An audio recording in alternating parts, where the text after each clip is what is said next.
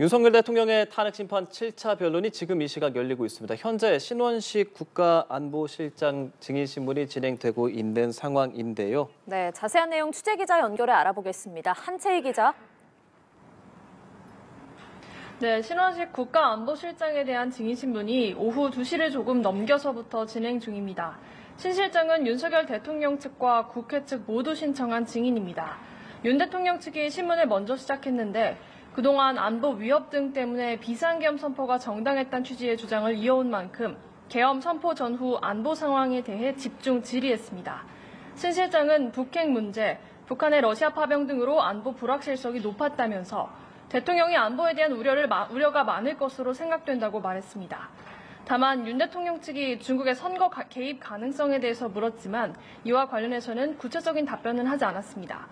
신 실장이 윤 대통령이 비상대권을 언급하기 시작한 지난해 봄 국방부 장관으로 재직한 만큼 사전에 비상계엄을 인지했는지 여부, 그리고 김용현 전 장관 교체 과정에 대한 질문이 이어질 것으로 보입니다. 네, 오전에는 이상민 전 장관의 증인 신문이 이어졌는데요. 어떤 내용이 오갔는지요?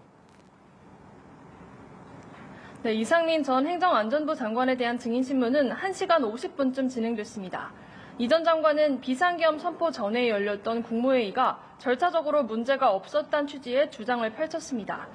우선 계엄 당일 국무회의에 참석한 국무위원들은 이 회의를 한다고 사전에 인지했을 것이며 의사 정족수인 11명이 도착하기까지 기다리는 차원에서 윤 대통령이 계엄 선포를 30분가량이나 미뤘다고 주장했습니다. 또 특정 언론사에게 단전 및 단수를 지시했다는 의혹과 관련해서도 쪽지에 이 내용이 적힌 것을 대통령 집무실에 들어갔을 때 멀리서 봤다면서도 윤 대통령으로부터 관련 지시를 직접 받은 적도 없고 자신이 소방청장 등에게 지시를 내린 적도 없다고 부인했습니다. 윤 대통령은 이 전 장관 신문이 끝난 뒤 직접 발언을 이어가기도 했습니다. 일부 참석자들이 국무회의가 아닌 간담회로 느껴졌다고 검찰에 진술한 것과 관련해서는 국무위원이 간담회를 오거나 놀러 온다고 생각하는 게 말이 되지 않는다는 주장을 펼쳤습니다. 헌법재판소와 윤 대통령 측은 검찰 조서를 증거로 채택하는 문제를 두고도 공방을 벌였습니다. 대리인단은 증인신문 시작 전 비상계엄 관련자들의 진술 내용이 담긴 검찰 피의자 신문조서를 탄핵 심판의 증거로 쓸 수 없다고 반박했습니다.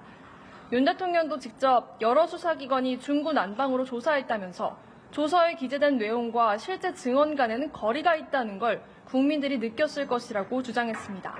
재판관들은 이와 관련해서 검토를 해보겠다면서도 평의를 거친 사항이라고 답변하기도 했습니다.